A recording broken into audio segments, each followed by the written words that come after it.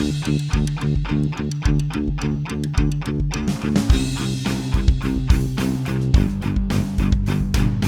guys, I'm Connor and thank you for checking out my video on the basics of guitar. In this video we'll be covering the parts of a guitar and the different names of the strings. We'll also be looking at the first and easiest chord I think you should learn on the guitar, which is the E minor chord. It sounds like this. This is a very basic chord shape that only requires 2 fingers for the whole chord. It is also a widely used chord within most popular songs you will hear that use a guitar. However, before we get into that, we should start off with the parts of a guitar, what makes a guitar, and the different strings going from the thickest to the thinnest. Let's start from the top of the guitar and make our way down. The very top of the guitar is known as the headstock. The purpose of the headstock is to hold these 6 pegs here. These are known as the tuning pegs, and this is where you'll be tuning your strings. Working our way down, we've got the neck and the fretboard. The fretboard is where you'll be having your left hand almost the whole time throughout playing guitar. The frets are what makes the guitar strings play out different notes. Then the neck goes into the guitar body. The body is the home to the pickups, knobs, input jack and everything else that's electrically associated with the guitar. The pickups are what is actually picking up the vibrations from the strings and causing them to make the sound you hear from an electric guitar. If you have an acoustic guitar, you won't have any electronics in your guitar body, but rather a large hollowed out hole known as the sound hole. This amplifies the sound made by the strings when you play them. We will now take a look at the different strings. For reference, we'll be talking about the strings in thickest to thinnest.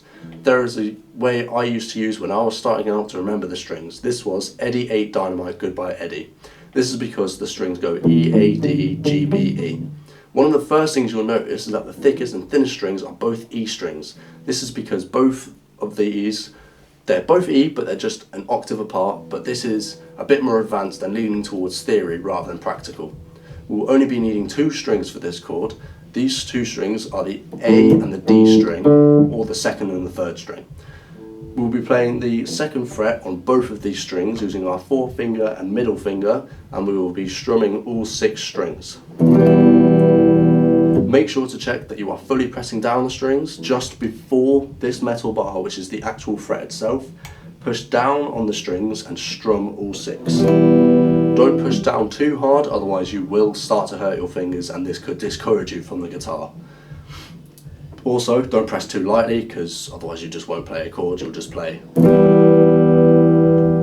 all the strings played together. Play the frets, so fret the strings behind the actual metal bar rather than on it, because behind the metal bar it sounds like this. On the metal bar it sounds a bit more tinny and just not how you'd like it to sound.